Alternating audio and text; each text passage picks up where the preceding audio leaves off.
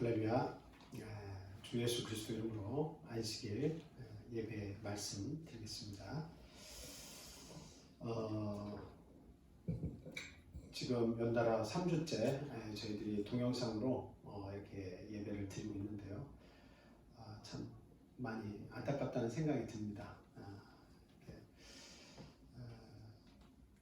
집에서 이렇게 말씀을 이렇게 동영상을 틀어놓고 또 예배를 드리는 분도 계실 수 있지만 자칫 잘못하면 이렇게 바쁜 일이 있다 그러면 또 예배를 드리지 못하고 안식일을 또 보내는 그런 경우도 있을 것 같습니다. 여러 가지로 걱정은 됩니다만 우리 성도님들을 믿고 또 여러분들이 믿음에서 물러나지 않고 나약해지지 않는다고 저는 이렇게 믿습니다. 그래서 이 동영상 말씀으로 우리가 안식일날 모이지는 않지만 참 하나님께 감사드리고 또 안식일을 다른 날과 구별해서 또 하루를 보낼 수 있도록 우리 성도님들께서 최선을 다해 주시기를 다시 한번 당부를 드립니다. 오늘 말씀은 지난 시간에 이어서 큰 시험, 큰 사랑이라는 제목으로 말씀을 드리려고 합니다. 먼저 창세기 22장 1절 2절 말씀 제가 읽어드리겠습니다. 그 일 후에 하나님이 아브라함을 시험하시려고 그를 부르시되 아브라함아 하시니 그가 이르되 내가 여기 있나이다. 여호와께서 이르시되 내 아들 내 사랑하는 독자 이삭을 데리고 모리아 땅으로 가서 내가 내게 일러준 한 산 거기서 그를 번제로 드리라. 아멘. 저희가 살다 보면 우리가 원하는 대로 아무런 일 만나지 않고 참 쓰러질 일 없고 고통당할 일 없고 편안하게 한 세상 살다 갔으면 좋겠다. 이렇게 다들 기본적으로 그런 생각은 다 가지고 계실 겁니다. 그러나 사람 뜻대로 되지는 않죠. 생각지 못한 많은 일들이 중간중간에 이렇게 나타납니다. 그리고 그런 어려운 일을 만날 때마다 우리의 믿음이 나약해지기도 하고 때로는 그것을 잘 극복했을 때 또 우리의 믿음이 크게 성장하기도 합니다.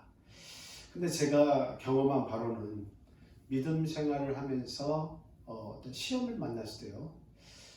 그 작은 시험을 이렇게 만나게 되면 대부분 그런 것들은 믿음으로 이겨내려고 하지 않는 경우가 많이 있습니다. 그 말씀 뭐냐면 작은 시험들은 내가 좀 더 노력하고 내가 좀 더 고민해보고 내가 손과 발로 또 열심히 뛰고 열심히 생각하면 그런 시험을 문제를 또 극복하는 그런 또 경우가 있기 때문에 대부분 자기 자신을 의지해서 그런 어려움들을 이겨내는 경우가 더 있습니다. 그런데 이제 물론 작은 시험이라 할지라도 믿음을 가지고 그 시험을 이렇게 이겨내게 되면 그 믿음이 무엇인가를 알게 되고 또 그 어떤 믿음이 성장을 합니다. 예를 들면요, 한 신학생이 성경을 이렇게 보다가 너무나 더운데 모기들이 막 달라붙으니까 이거 뭐 어떻게 해도 안 되는 거예요. 그러니까 그 즉석에서 하나님께 기도를 드렸다고 합니다. 그런데 이 모기 때문에 내가 하나님 말씀 공부를 하는데 이게 너무 성가시게해서 이게 도저히 말씀을 제대로 공부를 못하겠으니 하나님께서 이 모기들을 좀 쫓아내 주십시오 하고 간절하게 그 순간 기도를 했다는 거죠. 그랬더니 참 재밌는 일이 생겼어요. 모기들이 힘이 없어져가지고 다 있다가 다 구석구석에 이렇게 떨어지다는 거예요. 그래서 자기는 그 작은 일이지만 하나님께 기도했더니 하나님께서 이런 모기 쫓는 것까지 하나님께서 도와주셔서 내가 하나님 말씀이 있는데 부족함이 없었다 이렇게 간증을 하는 그런 내용을 이렇게 들은 적이 있습니다. 이거는 뭐 어떤 시험이라고 말할 수는 없죠. 모기가 귀찮게 하는 것을 시험이라 할 수는 없죠. 제가 예를 들자 하니 이런 예를 든 겁니다. 그러니까 아무리 작은 일이라도 하나님을 믿고 의지하고 기도하면 빨리 그 문제를 해결할 수 있습니다. 예를 들면 막 정신이 없는데 안경을 꼭 찾아야 한다, 지갑을 찾아야 한다, 이런 문제가 있을 수 있죠. 차키를 찾아야 한다. 그때 그런 작은 일에도 하나님을 의지하고 기도하고 의지하고 찾으면 어때요? 그냥 막 정신없이 찾을 때보다 하나님을 의지하고 빨리 찾게 좀 도와주십시오. 하나님 부탁드립니다. 아주 작은 일이지만 하나님을 의지하는 믿음을 가지고 찾으면 어때요? 쉽게 찾아집니다. 그런 걸 통해서 사람은 믿음을 가지게 돼요. 하나님을 믿고 작은 일에도 의지하면 어떻다? 하나님께서 도와주신다. 그것도 믿음의 성장을 가져오는 것은 사실입니다. 근데 인생의 진짜 문제는 무엇이냐면 내 혼자 스스로 해결할 수 없는 큰 시험을 만났을 때 과연 어떻게 그 문제를 해결하느냐 하는 게 문제죠. 아무리 머리를 써도 자기의 힘과 노력으로 또 아는 사람을 찾아가서 도움을 요청한다 할지라도 해결되지 않는 그런 일들이 있습니다. 엄청난 일을 만났을 때 과연 어떻게 할 것이냐 하는 문제죠. 그래서 보통은 이 큰 시험은 납득이 되지 않는 그런 일들을 이야기하고 있습니다. 우리가 합리적으로 생각했을 때에 이거 할 수 있어. 이런 일들은 큰 시험이라고 말할 수 없습니다. 그러나 도저히 합리적으로 그리고 보통 사람들이 생각하는 수준으로 이해할 수 없는 그런 일을 만나실 때가 진짜 문제 아니겠습니까? 근데 그런 문제를 만났을 때에 어떤 누구의 도움을 받을 수 없고 내가 스스로 해결할 수 있는 능력이 없을 때에 그때 하나님 앞에 순종을 하고 그 하나님이 원하시는 대로 나를 드리면 어떤 일이 벌어질까요? 엄청난 기적이 일어나는 겁니다. 놀라운 일이 일어나는 거예요. 그것은 하나님께서 다 준비하셨기 때문에 시키시는 일이에요. 하나님께서 준비하시지 않고서 마지막에 어떻게 될지 모르니 일단 하고 가. 하나님 그렇게 하시는 것이 아니거든요. 하나님께서 순종을 요구하시고 그리고 뭔가 큰 일을 만나겠다 해주셨을 때는 하나님께서 다 준비하신 거예요. 그걸 믿으시기 바라요. 그러한 일들을 만났을 때에 내 생각과 계획으로는 도저히 불가능하니까 하나님께 이건 못하겠습니다 하고 포기하는 것은 절대 믿음의 용사, 큰 사람이 되지 못하는 겁니다. 그러나 그런 일이 일어났을 때에 이건 방법이 없잖아요. 내가 할 수 있는 일도 아니고 누구의 도움을 받아서 할 수 있는 일도 아니고 하나님은 하라고 나한테 이야기하실 때에 그때는 하나님께서 무엇을 요구하신 거냐? 낮아지는 것을 요구하시는 거예요. 절대적으로 낮아져서 하나님의 말씀을 100% 수용하고 따르면 시간이 지나고 나면 어떻습니까? 하나님이 해결해 주십니다.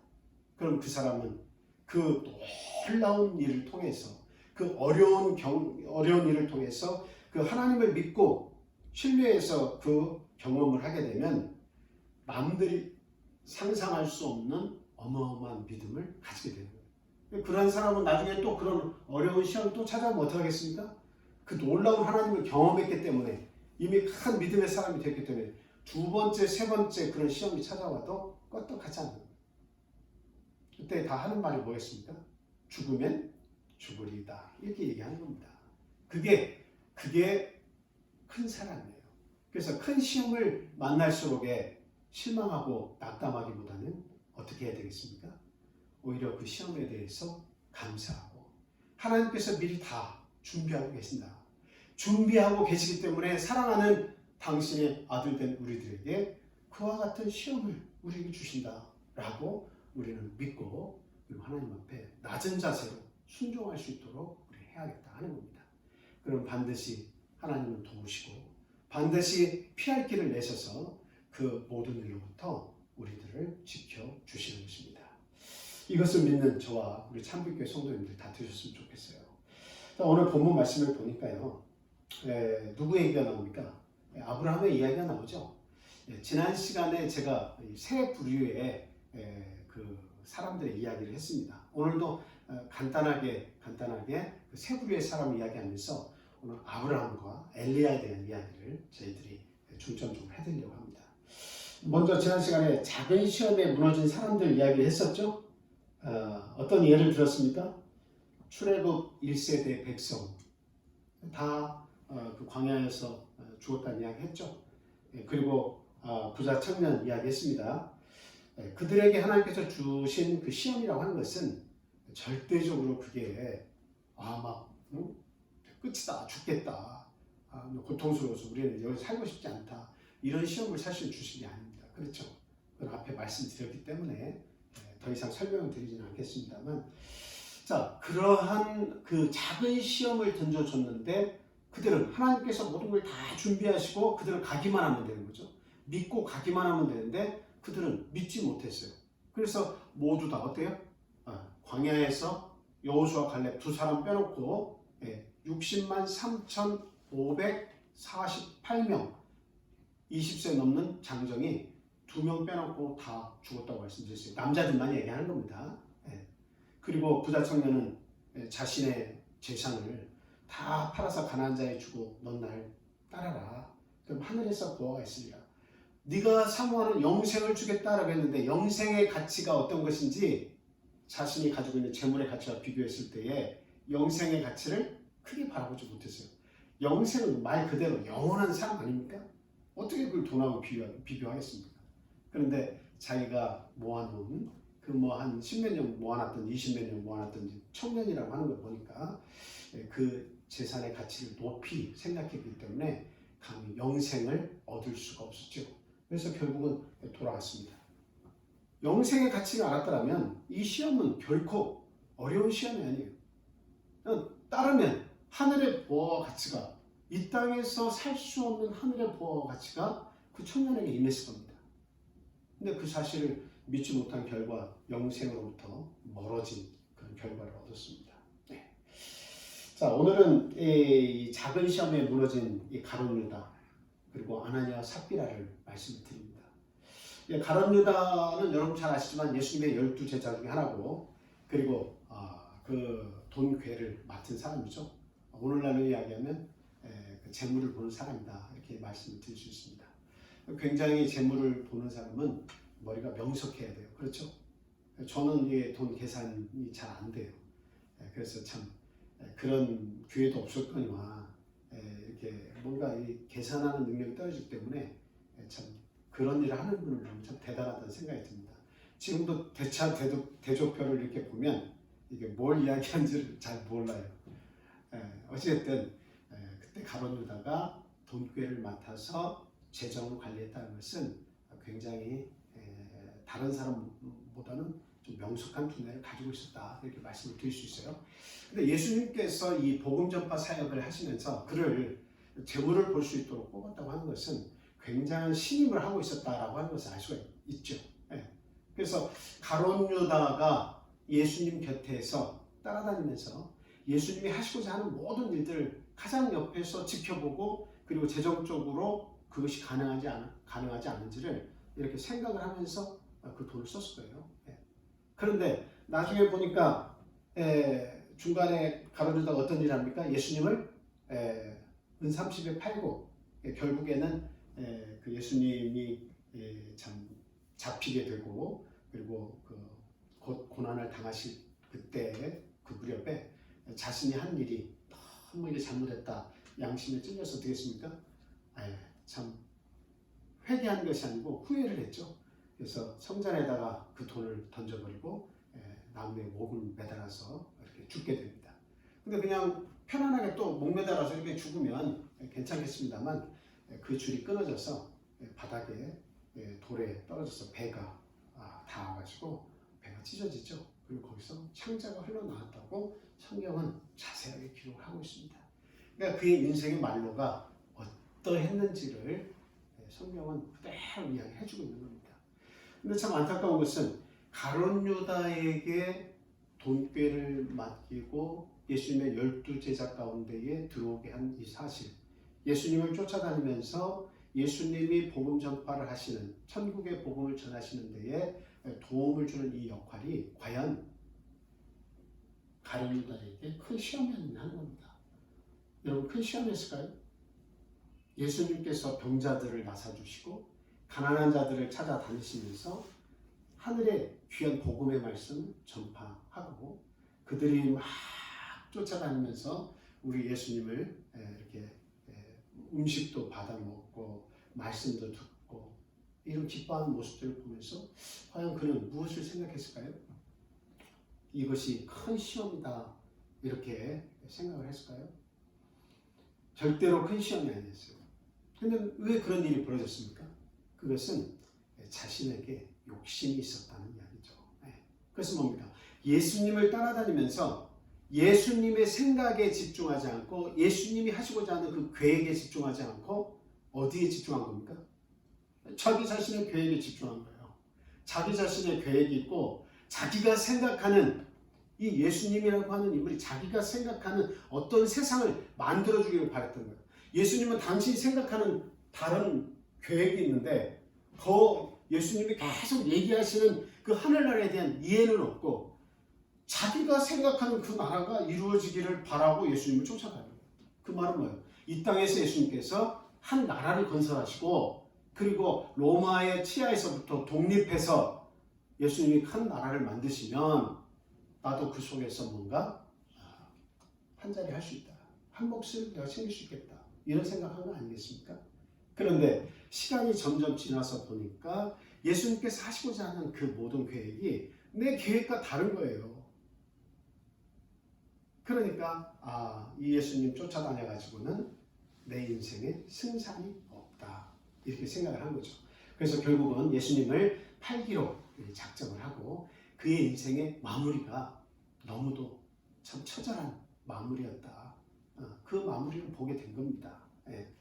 자, 이게 가룟 유다에게 만약에 이 예수님께서 마지막까지 그 모든 사명을 잘 감당해서 참 예수님이 복음 전파 사역을 참 마무리하는 데까지 참 굽히지 않고 가룟 유다가 잘 따랐다면 그 하늘에서의 그 상이 얼마나 크겠습니까?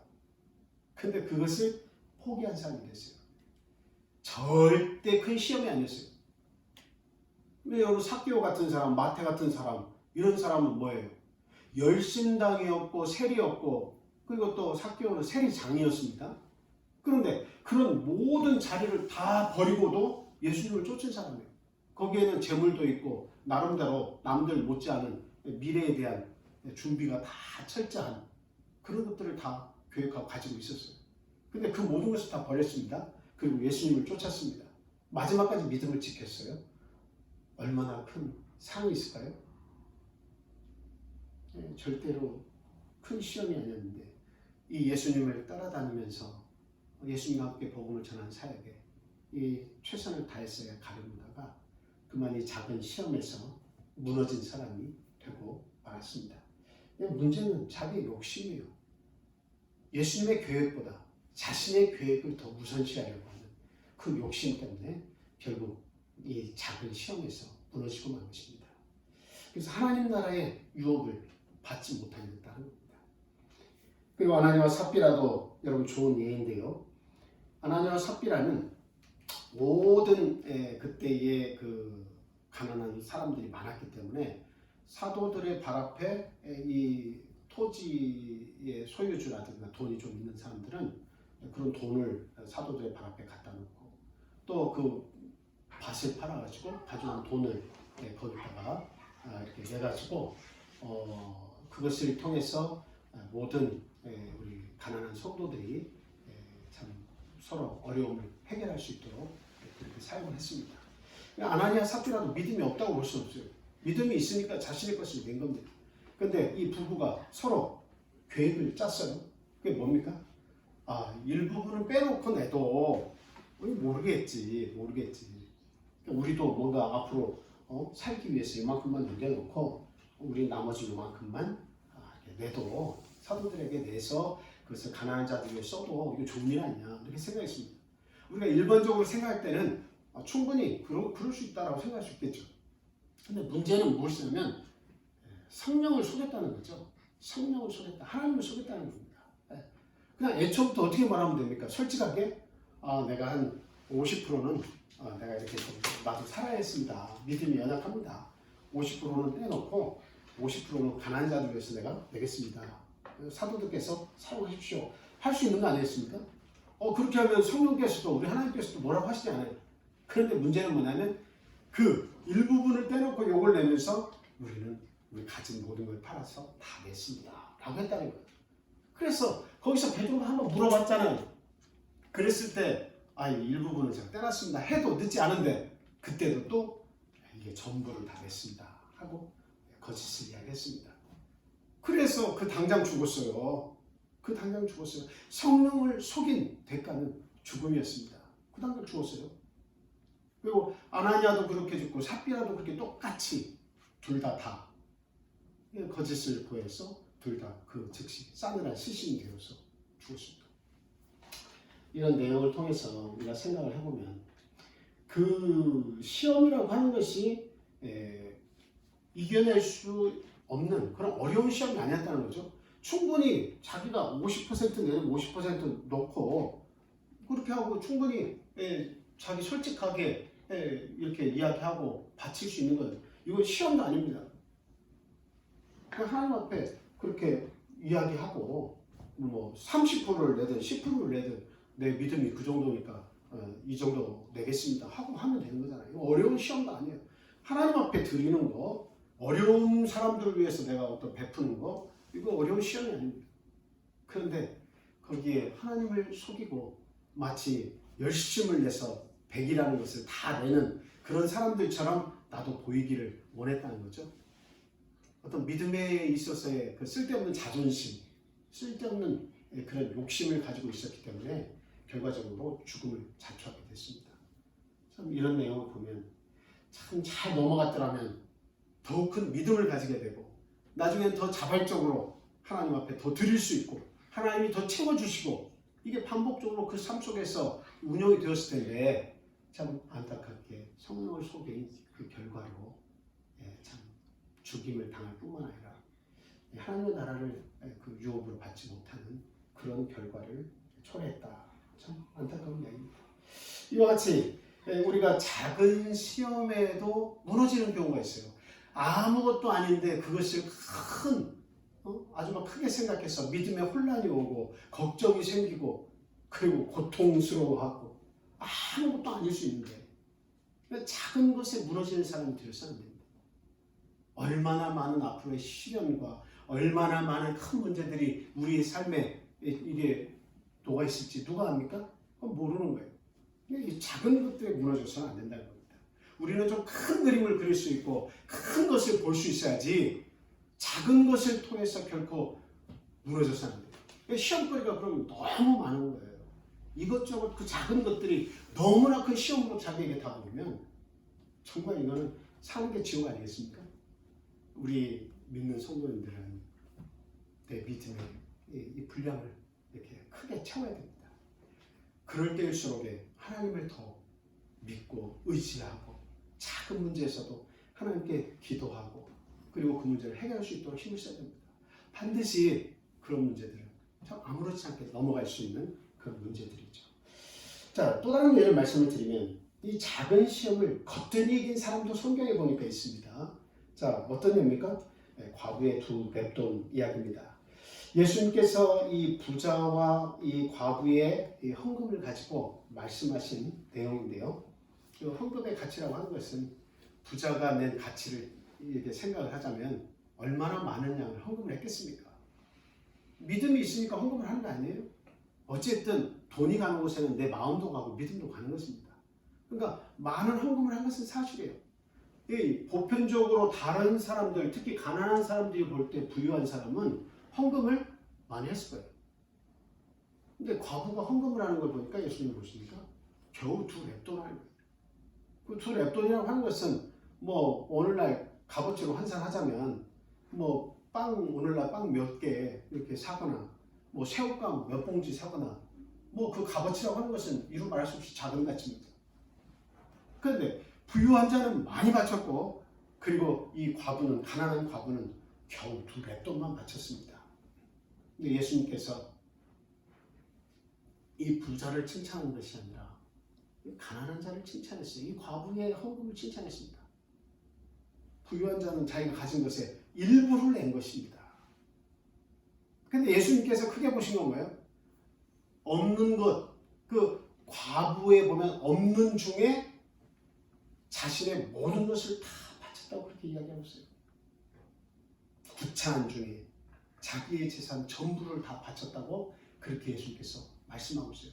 그 가치가 우리 인간의 눈으로 볼 때 가치가 아주 천냥지차인데 하나님은 거꾸로 가진 것 중에 일부만 드렸고 자기의 모든 것을 드렸다고 이렇게 이야기하고 있지 않습니까? 이건 무엇을 얘기하는 거예요? 믿음의 가치를 이야기하는 겁니다. 믿음의 가치를 이야기하는 거예요.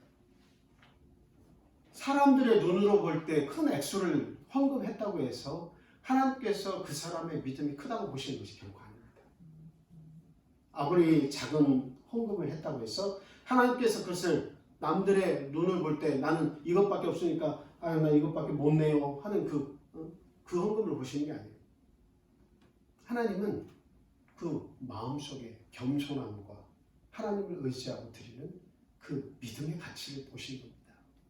그러니까 이 두 랩돈의 가치라고 하는 것은 전부를 낸 거예요. 자기 마음을 다 바쳐서 전부를 드린 거예요. 그러나 부유한 자는 자기가 많은 것을 소유하고 좋은 것을 다 소유했지만 사람의 눈으로 볼 때는 큰 액수일지 모르지만 하나님은 일부를 낸 거예요. 그 일부를 내고 사람들을 보면서 나는 이렇게 하고 있네 라고 하니까 예수님은 네 믿음이 이것밖에 안 된다고 보신 거예요. 일부만, 그 믿음이 일부만 보인 거예요. 과연 어떠한 믿음을 가진 사람이 큰 사람입니까? 이렇게 부차한 중에 자기의 모든 것을 드린 이 과부의 두 랩돈이 더 큰 거 아니겠습니까? 오늘 하나님께서 바라시는 건 바로 그거예요. 없다고 해서 하나님께 드릴 수 없는 것이 아닙니다. 있다고 해서 하나님을 만족시킬 만큼 다 드릴 수 있는 것이 아닙니다. 중요한 것은 순수한 믿음이에요. 자기의 욕심을 버리고 정말 하나님이 내 마음속에 그득해서 하나님을 만족시키고 하나님을 기쁘게 해드릴 수 있는 그 믿음이 있어서 드리는 것이 그것이 정말 큰 사람의 믿음이다 라고 하는 겁니다. 여러분 또 성경에 좋은 예가 있어요. 여러분 잘 아시지만 주가 쓰시겠다 하라 이 주인공 아시죠? 그 사람의 이름이나 그 사람의 어떤 삶의 상황이나 이런 거 다 나와 있지 않아요. 그렇죠? 그냥 오로지 나와 있는 것은 그냥 가서 제자들을 시켜서 가서 내가 사용할 나귀 새끼 하나를 그 집에 가서 묶여있거든 풀러 와라 끌고 와라. 그러니까 제자들이 너무 황당한 질문을 받은 거예요. 아니 예수님 그 남의 집에 가가지고 그 나귀를 풀어오면 그 사람이 우리를 도둑으로 이렇게 참 생각하고 참 어떤 일이 벌어지면 어떡합니까? 그렇게 질문하지 않았겠습니까? 그때 뭐라고 이야기하라고 했죠? 주가 쓰시겠다 하라 이렇게 얘기하라고 했습니다. 참 이 예수님의 말씀을 들으면 그냥 이게 뭔가 이렇게 체증 뭐가 이렇게 음식이 딱 막혀 있다가도 예수님 말씀을 들으면 이게 뭐지 하면서 이렇게 쭉 내려가는 그런 느낌이 듭니다. 죄 없는 자부터 돌로 쳐라. 그냥 이게 참 어떤 일이 벌어질 것인가. 그렇지만 쭉 내려가는 그런 느낌이 있죠. 그래서 그대로 제자들이 가서 주가 쓰시겠다 하라. 그러니까 그냥 그 즉시 그냥 내줘서 데리고 온 거 아닙니까? 나귀 새끼를. 이 시험을 생각하면 이게 큰 시험이라고 하면 큰 시험이죠. 그때 당시에 나귀라고 하는 것은 재산 위로예요. 특히 가난한 자의 집에 묶여있는 이 나귀 새끼는 이것은 자신의 가진 재물에 이거 어떻게 재산 가치를 생각한다면 이것은 어떤 절반의 가치가 될 수 있는 거예요. 자기 집의 재산의 절반이 될 수도 있는 겁니다. 어마어마한 가치가 있어요. 그런데 주님이 쓰시겠다 하라 하니까 이 시험은 그 사람에게 큰 시험이 될 수도 있지만 믿음이 준비된 자에게는 결코 이것은 큰 시험이 아니에요. 아이고 무조건 주님이 쓰시겠다는데 뭐가 문제입니까? 자기의 욕심을 비우고 주님을 먼저 선택할 수 있는 이런 사람들에게는 이런 시험이 큰 시험이에요? 아니 작은 시험. 그게 아니라 다른 것을 또 하나님께서 주가 쓰시겠다 하라 해도 역시 내 미래의 계획과 내가 하고자 하는 그것을 생각지 않고 먼저 주님을 생각하고 그렇다면 주님이 가져가십시오. 할 수 있는 사람이다 이거예요. 그래서 참 이 사람에게는 그 시험이 그렇게 큰 시험이 아니었다 저는 그렇게 생각이 듭니다. 이미 예수님에 대한 절대적인 신뢰를 가지고 있었기 때문에 얼마든지 주님이 쓰시겠다고 드릴 수 있는 그런 준비가 된 사람이에요. 그래서 이 시험이 자기에게 왔을 때에 제자들이 막 그것을 풀르고 데려가려고 했을 때 누가 쓰시겠냐 할 때 주가 쓰시겠다 했을 때 가슴이 벌렁벌렁 하지 않고 아이고 이거 없으면 나 어떻게 사나 하지 않고 그냥 가져가서 좋은 일을 쓰십시오. 할 수 있을 정도의 이런 사람이라면 이것은 믿음이 큰 사람입니다. 작은 시험을 하나님께서 보여주셨지만 어때요? 이미 그것을 합격한 사람은 믿음이 큰 사람이다. 믿음이 큰 용사라는 거죠. 그래서 작은 일을 믿음으로 이겨냈다고 하는 것은 뭐 작은 시험을 겪었으니까 믿음이 작게 성장한다 그것이 아니에요. 그런 경우도 있지만 이와 같이 준비된 자들은 작은 시험을 통해서라도 통과한 사람은 작은 믿음을 얻은 것이 아니라 이미 큰 믿음을 다 준비한 사람이에요. 그러니까 이 과부라든가 지금 주가 쓰시겠다 했을 때 내놓은 사람이라든가 한 사람은 다음에 어떠한 큰 일을 시험을 만나면 어떨 사람입니까? 당연히 극복해낼 수 있는 큰 믿음의 사람입니다. 도저히 납득하기 어려운 그런 큰 시험을 주더라도 이런 사람은 어떻게 해요? 극복하는 사람이에요. 그래서 제가 제목을 그 소 제목을 붙인 게 뭐예요? 작은 시험을 거뜬히 이긴 큰 믿음의 사람들입니다. 성경에는 이런 사람의 예도 나오고 있어요. 제가 오늘 본격적으로 말씀드린 이 세 번째 사람들이 있습니다. 믿기 어려운 큰 시험을 이긴 큰 사람들 이야기입니다. 먼저 여러분이 잘 아는 믿음의 조상 아브라함 이야기를 하려고 합니다. 지금 본문을 22장에서 읽었을 때에 하나님께서 이 독자 이삭을 주시겠다고 몇 년간 기다리겠습니까? 75세 때에 나타나셔서 이 사라를 통해서 아들을 주시겠다 약속을 하셨죠. 근데 몇 년 기다렸냐면 25년 기다렸어요. 100세의 아들을 낳습니다. 25년간의 그 시간이라고 하는 것은 정말 그 고난의 연속이었어요. 참 어떻게 하나님 이럴 수 있나 이런 시험이었어요. 그런데 여러분 하나님께서 약속의 자녀를 주시려고 했다면 잘 생각해 보세요. 25년을 하나님께서 기다리신 이유가 있어요. 뭘까요? 그냥 어떤 25년이 너 얼마나 기다리나 두고 보자 하고 25년을 기다렸다면 30년, 35년, 40년도 기다릴 수 있는 거예요. 아브라함이 많이 살았으니까 오랫동안 살았으니까 얼마든지 더 기다릴 수 있어요. 근데 이 25년이라는 시간은 어떤 시간입니까? 이것은 아브라함이 아기를 낳을 수 없는 상태를 지금 이야기하고 있는 거예요. 25년 안에는 얼마든지 다른 생각을 해서 아기를 생산해낼 수 있어요. 사라는 어려울지라도 다른 여인을 통해서 아기를 준비해서 자기의 후사를 이어나갈 그런 그 사람을 만들 수가 있어요. 자식을 만들 수 있어요. 하나님은 그 인생의 25년간 자기의 육신의 욕심으로 아기를 잉태하게 할 수 있는 그 25년의 시간을 가게 하신 거예요.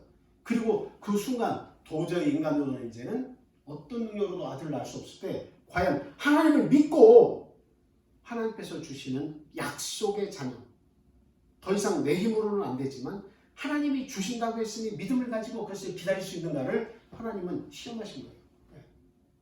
이거 얼마나 참 하나님의 이 계획이 복을 주시기 위한 그 계획이 얼마나 놀랍냐 하는 거죠. 그걸 믿기는 쉬워요, 안 쉬워요? 절대 이게 쉬운 것이 아닙니다. 근데 아브라함은 어쨌든 중간에 한눈을 발견했습니다. 그 사라의 그 몸종인 하갈을 통해서 이스마엘을 낳죠. 육신의 자녀가 됐어요. 그 이후에 또 자녀를 얼마든지 생산했다면 오늘날 육신의 자녀들의 그 후손들이 얼마나 많아서 얼마나 이 유대인들과 그 충돌이 굉장히 많았겠습니까? 그렇죠? 근데 이제 문제는 이제 어디에서 나타나냐? 25년을 기다렸습니다. 그리고 나서 하나님께서 정말 이제 자기 자신이 다 이제 더 이상은 아들 낳을 수 없는 상태가 됐다는 것을 알고 이제 다 포기고 하나님만 바라보는 거예요. 근데 하나님께서 약속의 자녀를 딱 주셨습니다. 아브라함은 얼마나 행복하고 막 뛰어다니고 얼마나 막 참 즐거워하고 기뻐했겠습니까? 근데 어느 정도 좀 컸을 때에 하나님께서 창세기 22장 1절 2절 보면 말씀하고 있잖아요. 한 산 모리아산에 가서 네 독자 이삭을 어떻게 하라고요? 번제로 나에게 바쳐라 이렇게 얘기하신 겁니다. 여러분 이것은 진짜 큰 시험입니다. 물론 아브라함이 하나님에 대한 믿음 그게 굉장히 성장을 했을 때예요. 그렇죠? 믿음이 확 성장했습니다. 그렇다 할지라도 그 자녀를 찔러서 피를 빼고 그리고 진짜 각을 떠가지고 태워서 하나님께 제물로 드린다고 하는 것은 아무리 생각해도 이해가 되지 않아요. 그러니까 우리가 여기서 알 수 있는 것은 큰 시험이라고 하는 것은 무엇을 얘기합니까? 다른 게 아니에요. 납득할 수 없는 것을 하라고 하실 때 그게 큰 시험이에요. 합리적으로 이해할 수 없는 일을 하나님께서 요구하실 때 그건 뭐예요? 그건 큰 시험이 되는 겁니다. 우리가 오늘 살면서 이것은 도무지 내가 살면서 이런 일을 만나리라고는 상상도 못한 일 만날 수 있습니까? 없습니까? 있습니다. 그냥 편안하게 사시다가 참 아무리 안 만나보는 분들은 잘 모르겠지만 그러나 살다가 보면 진짜 엄청난 납득되지 않은 그런 일들을 만날 때가 있어요. 왜 큰 시험? 근데 그 큰 시험 누구로부터 온 거예요? 우리 믿음의 자녀된 우리들이 그런 일을 만났다면 하나님께서 주신 겁니다. 반드시 그 시험이 가지고 있는 그 어떤 하나님의 뜻이 거기에 있어요. 반드시 그 뜻을 잘 알면 그 큰 시험도 감사하게 받을 수가 있는 거예요. 제가 아브라함에게 이 큰 시험이 왔을 때 아브라함이 고민 안 했겠습니까? 아무리 믿음의 사람이고 믿음의 조상으로 하나님께서 만드시려고 했었지만 그 정점에 가서 하나님이 내신 이 테스트, 이 시험의 문제가 아브라함에게 그냥 슥슥슥 할 수만 있는 것은 아닙니다. 그 수능 시험에서 만점 받는 사람들 어떻게 보면 어떤 문제도 막 다 그냥 수학이 아무리 어려운 문제도 속에서 계산해서 답이 나올 정도의 그런 일이라면 그 실력을 쌓을 때까지 얼마나 고민이 되고 얼마나 힘든 과정을 겪었겠습니까? 그렇죠? 아브라함 역시도 25년 동안 자기가 걱정한 일이 후사의 문제인데 25년 동안 얼마나 고민했겠어요. 그런데 그 기다리면서 아들을 받는 그 순간까지 딱 올라갔을 때 그는 아들을 주신 하나님을 보면서 믿음의 정점을 찍었어요. 믿음의 후사. 하나님께서 이 후사를 통해서 하늘의 별과 같이 주신다고 했으니까 이렇게 늦은 시기에 내가 모든 것을 포기할 때에 하나님께서 나에게 주시겠다 그 약속을 하나님의 능력으로 이루어 주셨구나. 아이를 뵐 수 없는 이 상황에서 하나님께서 나에게 이런 놀라운 능력을 주셨구나. 내 안에 살아도 생산할 수 있는 능력이 없고 나 역시도 생산할 능력이 없을 그때에 하나님께서 약속을 지키셨구나. 그것을 알았을 때 믿음이 얼마나 올라갔겠습니까? 정점에 이른 거예요. 근데 하나님께서 내신 더 큰 테스트가 독자 이삭을 번제로 바치라라고 하는 거였죠. 그냥 아무나 그 문제를 풀 수 있는 게 아니에요. 근데 아브라함은 수능 만점자 못지않게 믿음을 계속 쌓아왔습니다. 하나님 그 문제를 내렸어요. 이 문제를 그러나 어떻게 풀 것인가 고민하는 거예요. 만점자들이라고 해서 그냥 대충 하면 맞는 게 아닙니다. 어려운 문제들이 있어요. 한 문제, 두 문제 정말 어려운 문제가 있어요. 풀 수도 있지만 자칫 잘못하면 틀릴 수 있는 그런 테스트가 있어요. 아브라함에게 자칫 잘못하면 틀릴 수도 있지만 그런 완벽하게 만점 맞을 수 있는 그런 믿음의 테스트가 온 거예요. 과연 아브라함이 어떻게 이 문제를 해결해야 된단 말입니까? 생각을 했습니다. 근데 도무지 답이 잘 안 나옵니다. 안 떠오릅니다.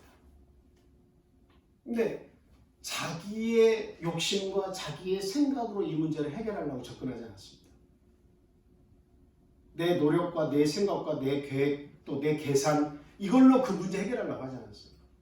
대부분 다 사람들이 욕심이 있어가지고 자기의 계산과 자기의 계획 모든 걸 자기 뜻대로 하려고 하거든요.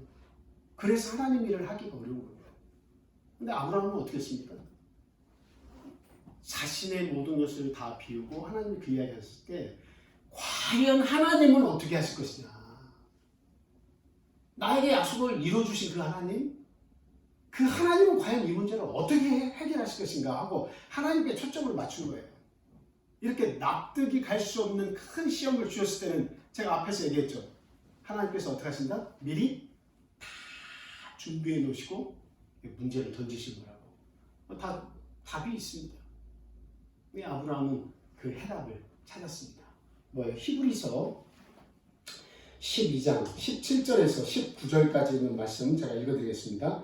아브라함은 시험을 받을 때에 믿음으로 이삭을 드렸으니 그는 약속들을 받은 자로 돼 그 외아들을 드렸느니라. 그에게 이미 말씀하시기를 내 자손이라 칭할 자는 이삭으로 말미암음이라 하셨으니 그가 하나님이 능히 이삭을 죽은 자 가운데서 다시 살리실 줄로 생각한지라.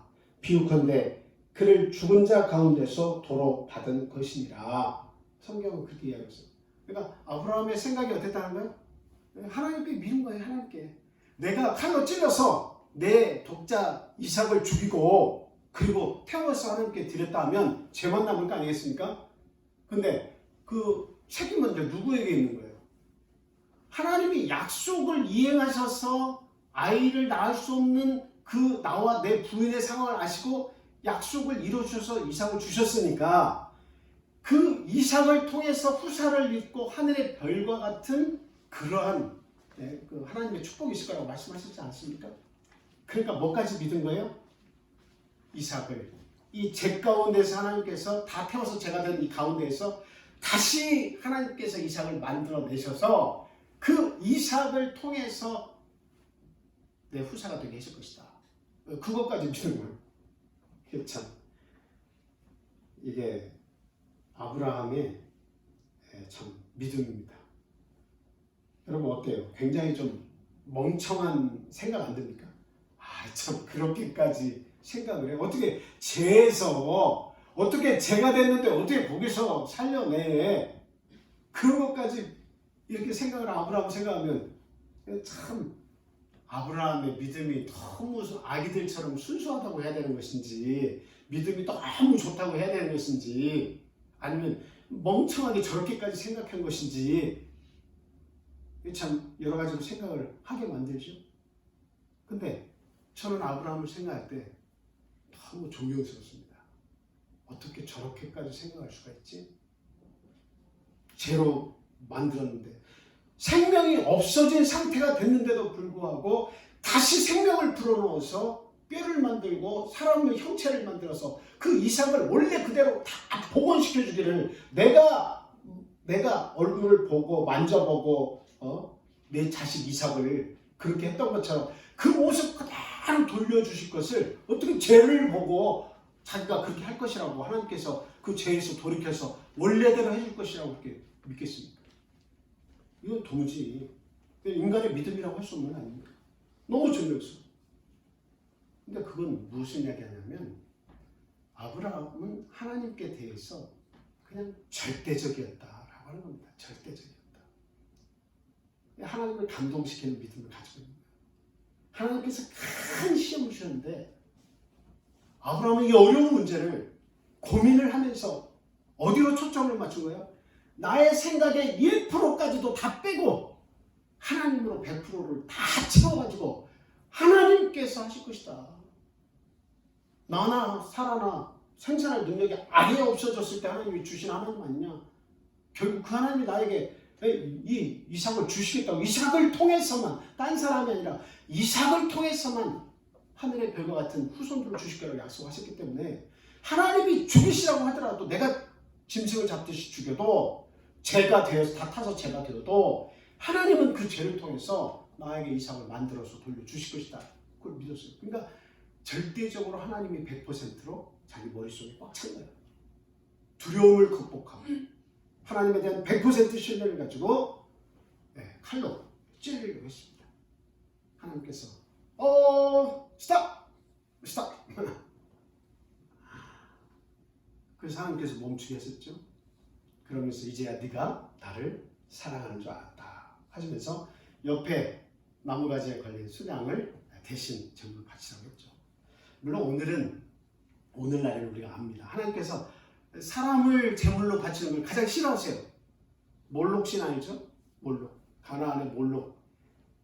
두루와 시돈에서 그 아이들을 불 가운데 건너게 하고 그 자녀들을 잡아가 짐승 잡듯이 잡아가지고 태워서 죽이는 그런 그 신앙이 있었잖아요. 하나님은 그걸 제일 싫어하세요. 사람의 생명을 하나님이 인간을 만드시고 그렇게 좋았다고 하셨는데 어떻게 그 생명을 태워서 죽이라고 하십니까? 그 오늘날 우리가 다 알기 때문에 만약에 이런 시험을 내면 하나님 이거 죽이라고 말씀하시지만 그런 거 아니죠? 하면서 모션을 취할 수 있을지 모르겠어요. 아브라함은 그렇게 생각하지 않았어요. 진짜로 하나님이 그렇게 이야기하신 거 진짜 바치라고 하니까 진짜로 바치려고 했어요. 결국 이 큰 시험을 합격을 했습니다. 하나님은 이 아브라함을 오늘날 모든 민족, 모든 방백들의 믿음의 조상으로 삼으셨습니다. 우리에게 말씀하신 아브라함의 믿음이라는 건 뭐예요? 100% 하나님을 의지하고 어떤 것을 도전하면 하나님이 준비하신다. 여호와 이레의 하나님, 하나님이 준비하신다 하는 것을 너희들도 아브라함처럼 믿는 그 믿음의 사람이 되라고 요구하시는 거예요. 이 일을 저에게 가르쳐 주신 것은. 참 얼마나 참 대단한 신앙입니까? 이와 같이 믿기 어려운, 납득하기 어려운, 합리적이지 않은, 이성적으로 생각해도 감히 이해가 되지 않는 이 일을 하나님께서 주셨을 때에 하나님의 능력을 믿고 100% 순종한 이 아브라함처럼 참 저희들도 그런 믿음 가지기를 원합니다. 하나님께 그 믿음 구하시기 바랍니다. 그리고 또 하나의 예가 있는데 엘리야의 예가 있습니다. 여러분 엘리야는 여러분 뭘로 알고 있어요? 참 믿음의 큰 용사입니다. 바알신 숭배자들 850명하고 싸워가지고 승리한 사람입니다. 그리고 그들을 모두 다 처단했어요. 그런데 이세벨이 아합 왕의 부인인 이세벨이 그냥 붙잡으면 죽이겠다고 하니까 어떻게 했어요? 아니 어제 그 믿음은 어디로 가고 막 도망가기에 바빴죠. 그래서 하나님께서 까마귀를 보내서 그 떡과 그 고기를 준비하셔가지고는 먹이시고 힘을 돋우게 하셔가지고는 어디로 가라고 지시를 했습니다. 여러분 엘리야가 어디로 간 줄 아세요? 시돈 땅으로 갔습니다. 시돈 땅.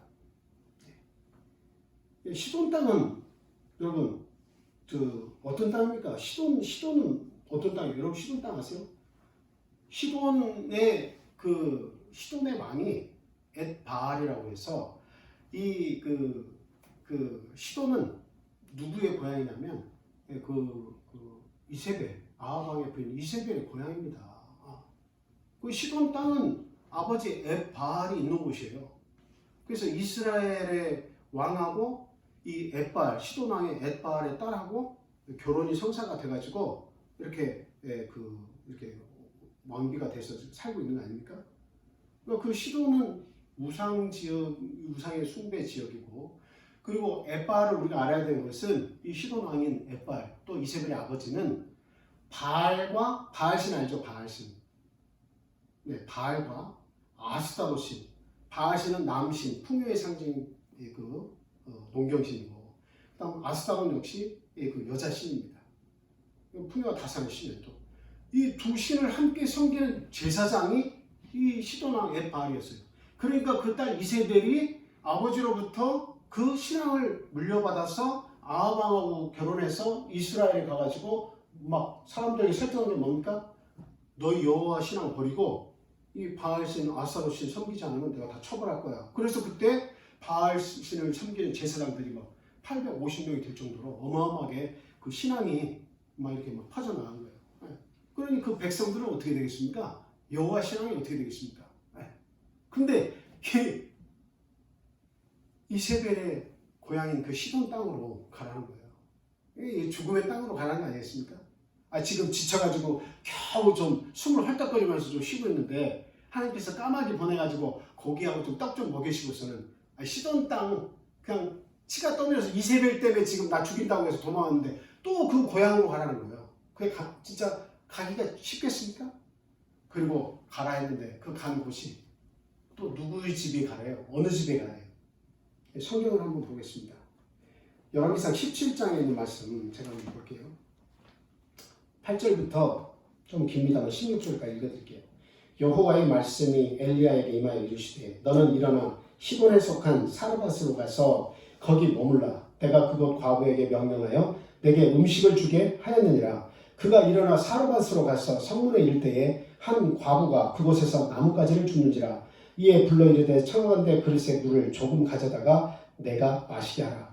그가 가지러 갈 때에 엘리야가 그를 불러 이르되 청하건대 내 손에 떡 한 조각을 내게로 가져오라. 그가 이르되 당신이 하나님 여호와께서 살아계심을 두고 맹세하노니 나는 떡이 없고 다만 통에 가루 한 움큼과 병에 기름 조금뿐이라. 내가 나뭇가지들을 주워다가 나와 내 아들을 위하여 음식을 만들어 먹고 그 후에는 죽으리라. 엘리야가 그에게 이르되 두려워하지 말고 가서 내 말대로 하려니와 먼저 그것으로 나를 위하여 작은 떡 한 개를 만들어 내게로 가져오고 그 후에 너와 내 아들을 위하여 만들라. 이스라엘의 하나님 여호와의 말씀이 나 여호와가 비를 지면에 내리는 날까지 그 통의 가루가 떨어지지 아니하고 그 병의 기름이 없어지지 아니하리라 하셨느니라. 그가 가서 엘리야의 말대로 하였더니 그와 엘리야와 그의 식구가 여러 날 먹었으나 여호와께서 엘리야를 통하여 하신 말씀과 같이 통의 가루가 떨어지지 아니하고 병의 기름이 없어지지 아니하니라 그랬습니다. 지금 가라고 한 곳이 사르밧에 사는 과부, 아들 하나 데리고 사는 그 집으로 가라고 거예요. 아이 참 여자 혼자 사는 집에 가서 거기에 기거하라는 것도 이것도 참 따르기가 어렵고 이상한 이야기 아닙니까? 이왕이면 좀 그 부부가 사는 곳 그리고 또 지금 사르밧 가서 찢어지게 가난해요. 찢어지게 가난해. 하나님께서 이왕 보내실 거면 좀 풍성한 집을 선택해서 보내셔도 될 텐데 찢어지게 가난한 집 그리고 내가 거기에서 몸을 기거하기에 남들의 어떤 이야기를 들을 만한 과부의 집 그리고 하나님께서 가시라고 명한 시돈의 땅은 자기의 적이자 하나님의 적이고 우상을 아주 대대적으로 홍보하고 선전하고 있는 이세벨 그 왕비 이세벨의 땅 아닙니까? 저 고향 아닙니까? 참 가기가 참 어려웠을 겁니다. 여러분 요나 이야기 아시죠? 요나도 역시 가라고 한 그 땅으로 가라고 했을 때 다메섹으로 가라 했을 때 다시스로 우리에게 가는 그 장면 보였죠? 얼마든지 이건 말이 안 된다고 생각하고 합리적이지 않다고 생각하고 이성적으로 판단했을 때 하나님은 이건 절대 납득할 수 없는 선택으로 나를 밀어넣고 계신다 생각했다면 가지 않을 수 있는 겁니다. 이거 어려운 시험입니다. 지금 자기의 목숨이 경각지간에 달려있다고 생각해서 이 이세벨로부터 도망왔는데 다시 이세벨의 고향으로 가라는 것은 정보통으로 다 알 수가 있어가지고 죽음을 자초하는 내용일 수가 있습니다. 근데 자기의 의지를 따르지 않았어요. 하나님의 말씀에 순종했어요. 어떤 곳이든 어떤 불편한 상황이든 아무리 찢어지게 가난한 곳이든 하나님께서 준비하셨기 때문에 납득할 수 없는 상황이라 할지라도 하나님께서 다 해주실 걸로 믿고 엘리야는 순종하고 갔습니다. 갔더니 어떤 일이 벌어져요? 몇 날 며칠이고 그 통의 가루가 떨어지지 아니하고 기름이 떨어지지 않아서 그 속에서 살아남을 수가 있었습니다.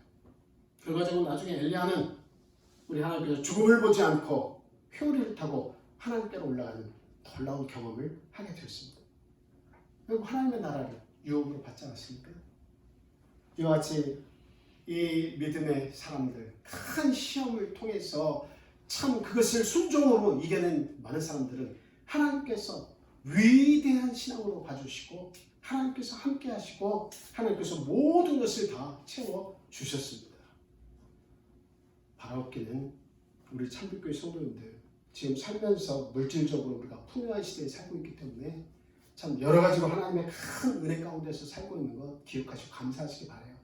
그러나 우리가 살다 보면 여러 가지 어려운 시험들을 다 만나게 되어 있습니다. 오늘날 내가 이 편안함이 지속됐으면 감사하지만 그러나 그 어려움이 때에 따라서 내가 견디기 어려울 정도의 큰 시험이 올 수 있다는 것 기억하시기 바랍니다. 그런 시험이 왔을 때 우리는 아브라함을 생각하고 엘리야를 생각하고 그리고 과부의 두 랩돈을 생각하고, 그리고 오늘 말씀드린 것이 주가 쓰시겠다라는 이 주인공을 생각을 해야 되겠습니다. 크고 작은 시험에 하나님의 말씀을 순종하고 내 계산을 다 빼고 오직 하나님 말씀에 순종해서 100% 순수하게 하나님을 채워서 그 어려운 시험을 싸워서 이겨내고 극복해내는 그런 큰 믿음의 사람이 다 되시기를, 큰 믿음의 용사가 되시기를 예수 그리스도 이름으로 축원을 드립니다. 감사합니다.